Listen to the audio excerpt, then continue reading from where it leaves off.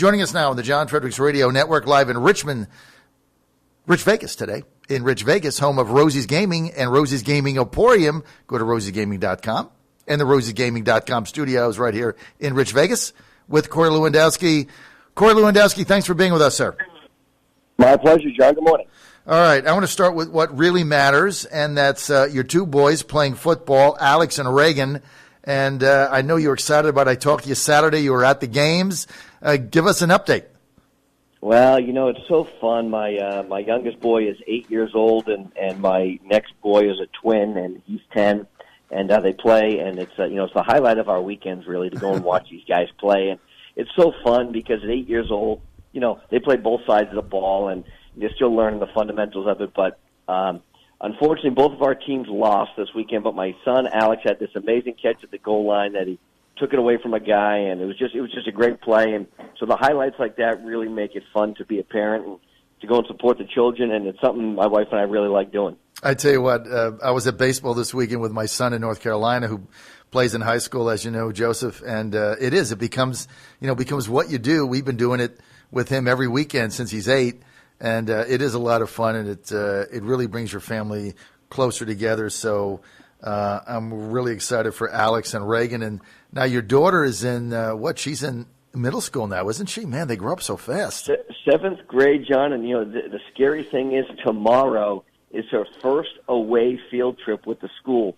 So she's going away for 2 days to what's called Nature's Classroom to go out and explore. Now, we live in the woods, just so we're clear, but they're going to take the kids from our little rural town and bring them out to the woods and show them around. So it's a little nerve-wracking for a parent that their child's going to be gone overnight for 2 nights. It's exciting. It's a growing thing. And so, we've been preparing for that for about a week now. They grow up so fast. I remember when I went to your office in Trump Tower in 2015, you had your pictures up, and I said, what grade is your daughter in? And you said she just started the 3rd grade. Now she's in the 7th. They grow up so fast, no question about it. Corey, let's get to your Senate race. I know you're waiting for financials to come in from 2 or 3 of the candidates that have already announced for the Republican nomination in New Hampshire.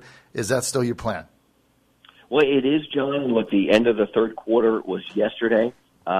I'm looking forward to seeing how much money these candidates have raised, where their support is from, how much grassroots support they have, how much small dollar support they have, and most importantly, how much money they have in the bank to take on Jeanne Shaheen, who we know is a fundraising juggernaut. We know that she's going to have probably $40 or $50 million into this race, and part of my political calculation is, if I don't get into this race, is there a candidate who can go there, be competitive, and ultimately defeat Jeanne Shaheen? Because that has to be what the goal is in New Hampshire, is to defeat Jeanne Shaheen so we can send someone to Washington, D.C.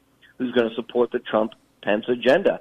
And financial prowess is not the only factor, but it's clearly a factor. So let's see what happens when the fundraising numbers come out, and it's going to help to make my decision one way or the other.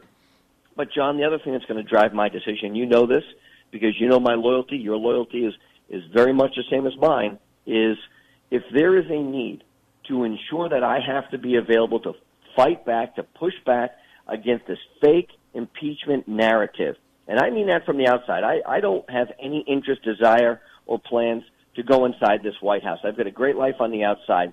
And if the president needs additional people to help him push back on this narrative, whether it's me on television or me in front of the media or whatever that may be, it is so important for me in this country to make sure that Donald Trump is reelected and fights back on this fake narrative.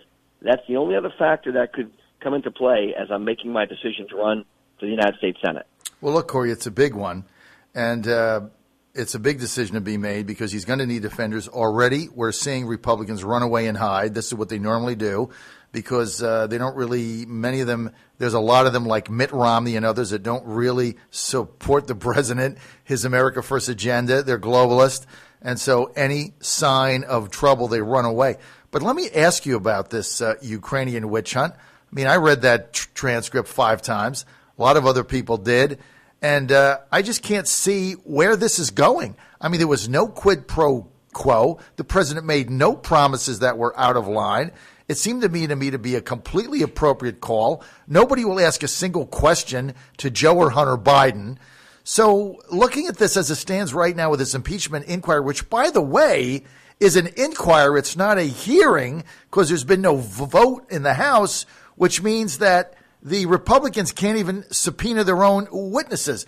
They can't counter subpoena. So the whole thing is a sham, is it not? Well, it is, John. And look, a couple things. There is not one member of the Democratic Party who can point to one violation of the call that the president made. He didn't break one code. He didn't break one law. It was a perfectly lawful and legal call. And, John, I'm very concerned now because now that we've seen the transcript of it and we know that there was nothing there, what the Democrats are asking for is release all of your phone calls. Give us your calls with Vladimir Putin. We want to see this. This is Pandora's box.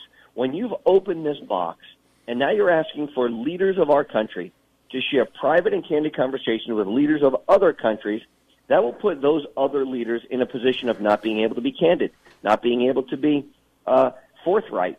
And let's just remember something. Barack Obama took $4 billion in American cash, put it on pallets, and flew it over to Iran. Are you telling me there is no transcript of the call that President Obama had with the president of Iran before $4 billion American dollars in cash was stuck on airplanes and flown overseas? So if we're going to open Pandora's box, then let's open the box and find out what was really said. I don't think that's good for the American people. I don't think it's good for the intelligence community.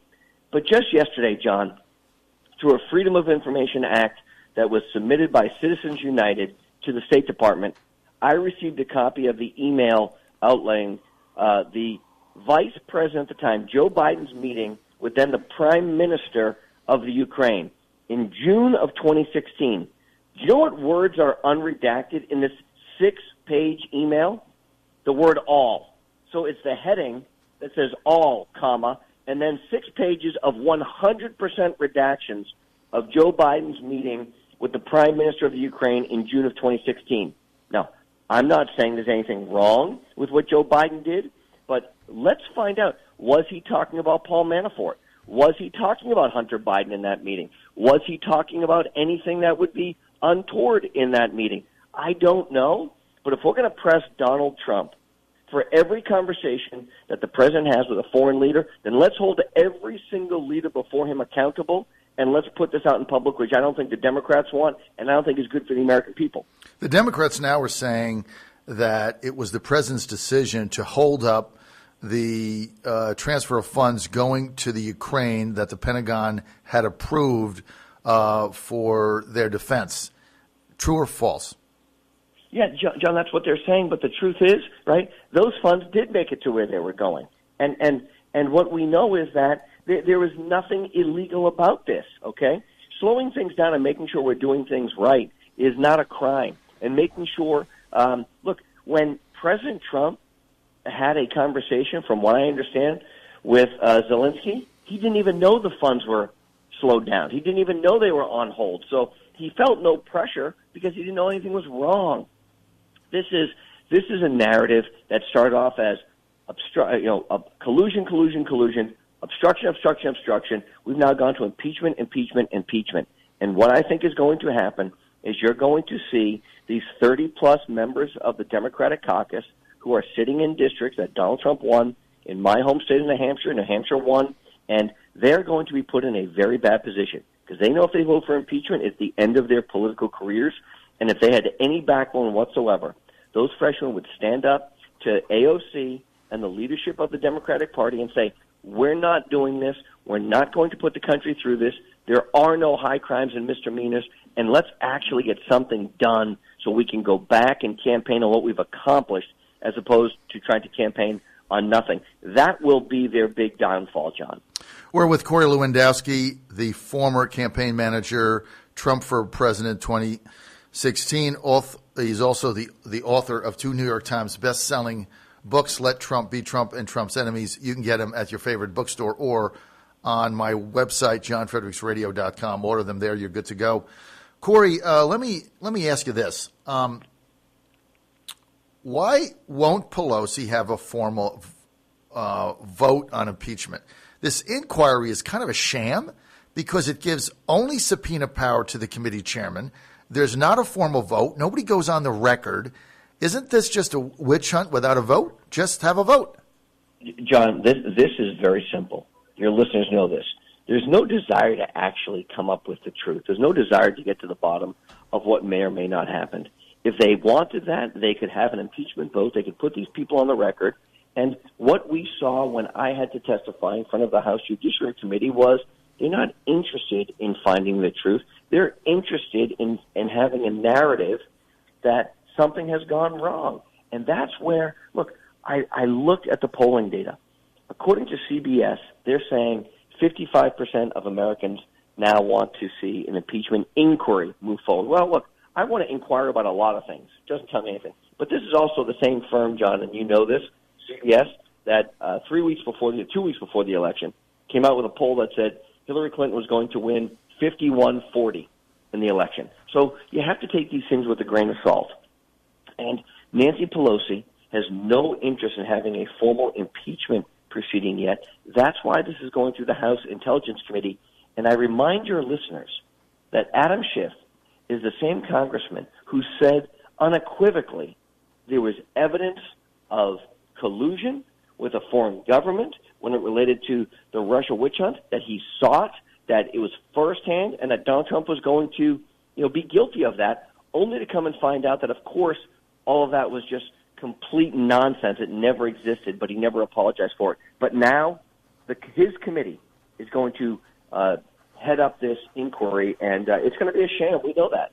What about the subpoenas that they just leveled against Rudy Giuliani, saying that he had no right really to go so-called represent the government in this because he was Trump's lawyer? Where's that going, Corey? Well, John, it goes nowhere because the president has the right as the executive of our country to appoint private citizens to do tasks if he wants to, and that's a right that he has used, and other presidents. Look, I know going all the way back to at least Ronald Reagan, they were using private citizens to have conversations. There's nothing illegal about it. It's standard practice. And, John, the other thing that's very standard practice, which no one wants to talk about, and they think that the president had something to do with, which I know he did not, was taking this phone call between him and Zelensky and putting it on some other server, some code word classified server. Look, that's standard operating procedure. Barack Obama did it hundreds, if not thousands of times over the course of 8 years. And what we know is that the deep state, these aren't the tinfoil hat-wearing freaks who think black helicopters are flying over their house every day. These are the people who are the career bureaucrats who hate this president, have consistently leaked private conversations, whether it's with the Prime Minister of Australia, whether it's with Theresa May, whether it's this conversation. That is the deep state, and I believe that the additional level of scrutiny that this call is placed onto an additional server is warranted, if not all the president's calls are warranted, because people have access to them. They're disseminating that information. We know unequivocally, and the Democrats will admit this, the whistleblower had no firsthand knowledge of this. They changed the rule to allow him to become a whistleblower because he used to require first-hand knowledge, which means someone who heard the conversation leaked it, and to me, that alone should be a crime. This is unbelievable what has gone on. What about the fact that the Republicans have no subpoena power, that the way this committee, the way Nadler and Schiff have set this up, because it's an inquiry, they have stripped the ranking members of any ability to subpoena their own witnesses as rebuttals. What about that? Well, John, it just goes to demonstrate, as we've said, nobody wants the Democrats have no interest in getting to the truth. They just want to make this a political theater. That's all this is. If they really want to get to the truth, they'd say, hey, let's go have a vote on the House floor. Let's take it to the caucus. Let's have an up or down vote if we're going to have an impeachment inquiry. If we're going to have an impeachment inquiry, then let's go do that. But if we're going to have an impeachment proceeding, that's a very different process. And they don't want to do that because they know that they don't have enough votes in their caucus, even though they say that they do. But, John, the reality is this. 218 votes are going to be required to impeach the President of the United States on purely partisan political grounds. Mm-hmm. They are moving that by December of this year, they're going to have that because they have limited the Republicans' abilities to call their own witnesses, to rebut witnesses. And now, look, John, we saw it when I had to testify. They changed the rules halfway through, and now they say committee can ask questions as opposed to just members. Consultants to the committee can ask questions. This is the sham of shams. And if you really want to see the difference, go back and look at those members of Congress who were in Congress in 1998 and 1999 when Bill Clinton was going through the impeachment. Listen to what they said then and listen to what they're saying now. And it's a 180-degree difference because it just shows it's all political. Corey Lewandowski with us. Corey, let me ask you something straight up here. The president's not going to be impeached, right? He didn't. There's no crimes that anybody can see. John, I don't agree with that, John. Look, I think the House is going to vote to impeach this president. I don't think the Senate is going to convict him. But I think at the end of the day, the Democrats have their own agenda, and that is to destroy this president because they hate him more than they love their country. And I think by Christmas, you will see 218 people voting to impeach this president, even though he didn't commit a crime. And then it will go to the Senate. He'll not be convicted. And remember, when this happened to Bill Clinton, and I was very involved in this, so I kind of remember it, covering it. When this happened to Clinton, and what was it, 90, I forget, 96 or 97? 99. 99. I mean, his popularity went up 17 points because people saw that, they just saw it for what it was. It was dumb. And the guy, whatever you thought of the guy, the whole thing tied the United States up. It tied up the government, and people got pissed off over it. And his ratings, his favorability went up dramatically. What's the Democrats' end game here? Yeah, John, the difference with Bill Clinton's impeachment and this president's impeachment is Bill Clinton had, by and large, the mainstream media on his side, right? This president does not. Look at the media coverage of him over the last 3.5 or 4 years, right? It has all been negative. And so the difference now is the media, and I go back to the CBS poll, is saying, well, the majority of the American people want to see this move forward. That's their own narrative. And so unlike when Bill Clinton was impeached, he had the media on his side saying, hey, this was about sex. This had nothing to do. It wasn't a crime. Bill Clinton ultimately was impeached for lying under oath, which is a felony. Right. Okay, he was disbarred for that. Right. Donald Trump has not committed one crime right. to be impeached for, but they will still move in the political expediency that they have to impeach him. I think it's going to hurt the Democrats at the ballot box in 2020 when Donald Trump is on there. But the difference is this time, the media, the MSNBCs of the world, and all the networks, they're going to support this impeachment, and that is the difference between the Bill Clinton time and the Donald Trump time. This time the media is going to be in favor of it, not because that the president's done anything wrong, but because they hate the way this president delivers messages and the way he fights for this country. What's their end game? What is the Democrats' end game here? Because politically, you look at this, they're never going to convict him. It's a sham. Everybody's going to see it over time. Then they have to go back to the voters in 2020 with a record of zero accomplishments. No infrastructure, no USMCA, no surprise billing, nothing. They've done nothing since the Democrats have been there. So, Corey, what's their end game? John, the end game for most of these members of Congress is to defeat their far-left socialist primary agenda people. That's what this is about, right? Mm-hmm. Jerry Nadler in the Upper West Side of New York City mm-hmm. is not going to lose a general election to a Republican. Mm-hmm. Congressman Adam Schiff in liberal California is not going to lose in a general election. It is the primary race that they are protecting themselves from. And Nancy Pelosi knows that the AOC Rashid Tlaib wing of the Democratic Party, which is running the party, has so much control mm-hmm. over that primary process that they're forcing their members to take these votes to protect themselves in primaries to say that they are far left enough to continue to represent the constituents. Look, they can't remove this president. I don't believe they have the votes in the Senate. I do believe that they're doing this because we've heard their own members say it. The only way to beat Donald Trump at the ballot box is to impeach him. They've said it. We know what their agenda is, and that is not the agenda of the American people. But we've got an uphill battle, John. This is a full-scale war, in my opinion. The fact that they're trying to impeach a president who's committed no crimes, who's broken no laws, is very, very sad. This is exactly what the Constitution prohibits. This is not what our forefathers wanted. You don't just remove someone from office because you don't like their politics. First, they use the intelligence community to try and remove him, stop him, and then remove him. And now they're using their powers in Congress to remove a duly elected president who gets 63 million votes, but they can't point to one crime he's committed. Should the whistleblower's name be exposed?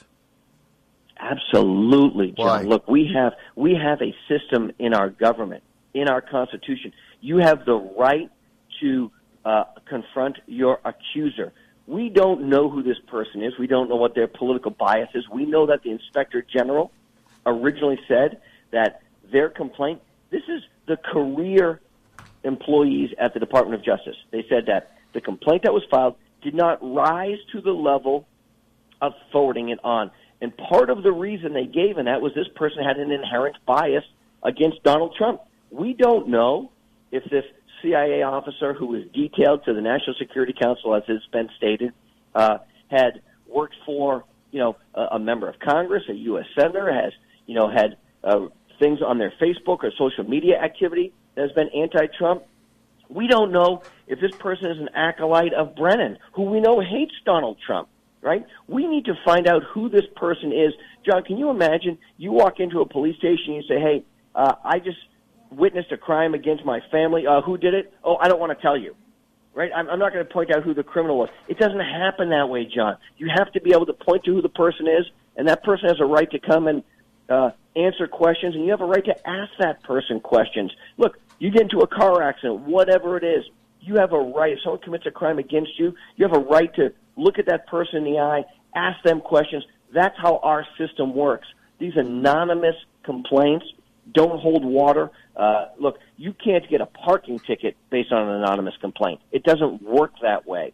So why should the President of the United States be held to a different standard than every other American in this country? He should be held to the same standard, which is give us the opportunity to know who this person is. That person wants to make the complaint. They knew that that complaint was going to be made public eventually. They should have to stand for what they've written, and we should have the opportunity to ask that individual, where did you get the information from? Since it wasn't firsthand knowledge, who told you that? I believe that would be a crime, sharing that information. Did you work with a law firm? Who asked you to file this? These are all relevant issues. Let's get to the bottom of them. Corey, final question. It's been my theory that part of this witch hunt, this fallacy that they're doing, this phony investigation, is to tarnish Bill Barr, the Attorney General, somehow dirty him up a little bit before the indictments come back from the investigation that he's doing now. You think I'm onto something? I do. I think the Democrats want to see Bill Barr recuse himself from this investigation, just like they forced Jeff Sessions to do. They know that there is no way under the statute that they can do that other than for public pressure. So I think they want to pressure Bill Barr to do that. Bill Barr is an exemplary individual. He is of the utmost integrity. They are continuing to attack him personally and professionally. I think it's shameful. And when you go back and you look at Eric Holder and the way he represented the Office of Attorney General, I think you see a clear dichotomy here. One man is a complete professional, Bill Barr. The other one was an unapologetic wingman of his boss, the President of the United States. And when it was held in contempt, he just completely dismissed the charges. So I don't want to see Bill Barr continue to be attacked. I think his integrity is too high, and that's a Democrat's plan. And you're right, John, is to have him ultimately recuse himself is what they would want him to do. All right, Corey Lewandowski, we're out of time. When are you going to make a decision on U.S. Senate? Give us a date. Look, it's very soon. I want to see the financial numbers from the candidates who are running. My guess is they're not going to be very high, and that's going to help me get even closer to my decision. And, John, you know, standwithcorey.com is the site that's been stood up to support a potential race, standwithcorey.com. You can go there, you can sign up, you can get information, and the more people that sign up will be more encouragement that I will have. I'm in, standwithcorey.com. Corey, I got to go. Thank you.